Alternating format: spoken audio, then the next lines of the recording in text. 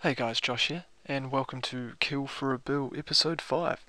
If this is the first episode, then maybe you want to go back to the first to see the progress, but otherwise, title says it all. Me and Cain are trying to achieve a drop tab of 1 billion GP from just killing various bosses around the game.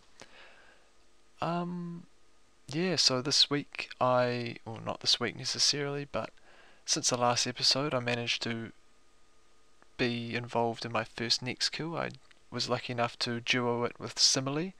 I'll put his link in the description to his channel, but yeah, he was really nice and helped me out with tactics and how to go about it, because the only time I've ever been there was to unlock the song for my completionist cape, so I was well inexperienced. I've also got some Armadyl, Bandos, Zammy and QBD, as well as a couple of elites which I don't really know what to say about them, but you'll find out for yourself. So anyway, let's get into the screenies, I guess, and a couple of videos to go with it actually. So first off we have QBD, Ancient Effigy, followed by a Royal Frame, another Royal Frame, Stabilizer, and another Stabilizer, another one, and another one. Then we get on to a kit, and another kit, followed lastly by a Dragon Kite Shield, which of course is worth squat now, unfortunately, but still nice. And here is my first next kill, just the end of it, and we got, what's it going to be? Onyx Bolts. I think we got 187, we just split it evenly, which was a bit over a mil, which is nice. Here I am at Armadyl. Picked up the shard without even realizing until after the fact, and in the same trip managed to get an Armadyl chain skirt, which was quite nice, and of course the book that comes with it. Also another effigy, doesn't count towards the tab, but you know, it's always nice, quite a rare drop. And next we have another effigy. Managed to get quite a few in this video, which is nice. Onto onto Zammy, and a Godsword Shard 3 worth squat, but it's another one to add to the tab, and an effigy again, and now Boots of Subjugation, quite rare but worth a couple 100k, you'll see that later. And this was a clip that made me laugh at Bandos, as you saw what the guy said there, and then he said be right back, and he never did come back. That same trip I got an effigy when he wasn't there, and also a war shield, which is also worth crap. And this is the first clue, just wrapping it up, and there we go. That is depressing. That is truly, truly depressing. So price check that, and in all its glory, we got 36k. Wow. And here's the second one. Is it going to be better? God, it couldn't be much worse, could it? Well. Rune plate bodies, some tuna potatoes, and some teleports for 151k. Well, if that's not depressing, then God knows what is. But in terms of elite clues, that's got to be pushing it to some of the worst I've ever had. The 36k, that's just terrible.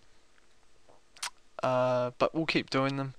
Hopefully we'll pick up something nice, and it's always a nice addition to add to the video. I'll apologise for running through the screenshots quite quickly, especially if QBD. All the last few videos have them, and it ends up being a bit repetitive, having the same drops, so I figured I'd get through them a bit quicker this time. And of course there's links in the times in the description if you want to skip to certain bosses and have a look at what particular drops I got. So that pretty much brings us to the price check. Now 104 mil to beat, so we'll see how that goes. And here is inventory number 1. So if we check out the price for it, 54 mil. Not a bad amount to get for your first inventory, considering there's nothing major there except just stacked up resources more or less. You might remember from the last video I mentioned I'm going for a 500 Glacier kill drop log, and same with Queen Black Dragon. So lots of Royal Bolts, Royal Dragonhide, Dragon Bones, those guaranteed drops. So inventory number 2 coming up. Okay, here we go. So inventory number 2 comes to a total of, say, 31 mil, or 31.1. Not bad, considering the rare items, I guess, are the gold sword shards and some crossbow parts, which we all know are not what they used to be.